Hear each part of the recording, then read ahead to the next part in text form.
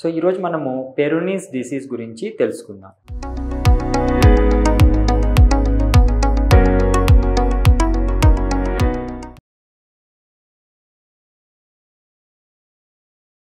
నమస్కారం అండి, నా పేరు doctor Sunil Reddy, consultant neuro psychiatrist and sexologist at treatment range hospital KBHP Hyderabad. అంగము స్ట్రైట్గా కాకుండా వంకరగా ఉండటం, అంటే deviation from the regular thing. ఇది చాలా మందిని ఇబ్బంది పడుతూ ఉంటుంది. కొంతమందికి పెరోనీస్తో ఎరెక్షన్స్ అయినప్పుడు అంగం వంకరగా ఉండటము, ఇది అంగం ప్రవేశం అంటే యోనిలోకి ప్రవేశించకుండా ఇబ్బంది పెట్టడము. అండ్ కొంతమందికి ఎరెక్షన్స్ బాగుంటాయి, ఈవెన్ స్టిఫ్నెస్ కూడా ఉంటుంది, బట్ స్టిల్ ఇది వంకరగా ఉండడం వల్ల సెక్షువల్ యాక్ట్ కంప్లీట్ చేయలేకపోతారు.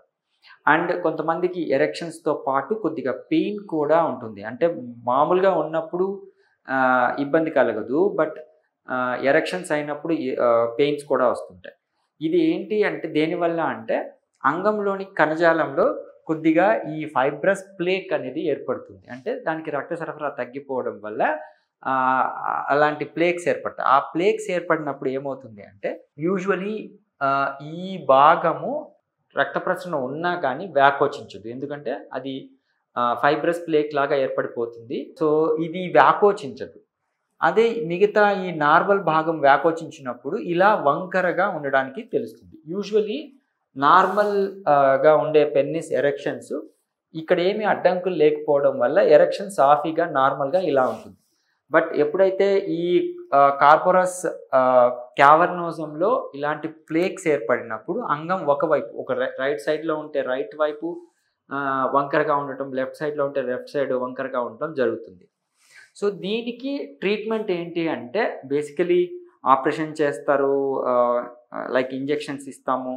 ఇలాంటి ఇబ్బందులు ఏమీ లేకుండా షాక్ వేవ్ థెరపీ ద్వారా ఇవి మందులతో సరిచేయలేమండి. ఎందుకంటే మందులు ఈ ప్లేక్ని కరిగించటము అట్లాంటిది కాదు. ఈ ప్లేక్ అట్లాంటి టాబ్లెట్స్ హార్ట్కి అయితే వాడచ్చు, కానీ మనం పెనిస్ ఎరెక్షన్స్కి వాటికి వాడలేము. సో దీనికి మన లో ఇంటెన్సిటీ షాక్ వేవ్ థెరపీ ద్వారా దానికి ట్రీట్మెంట్ ఇవ్వచ్చు.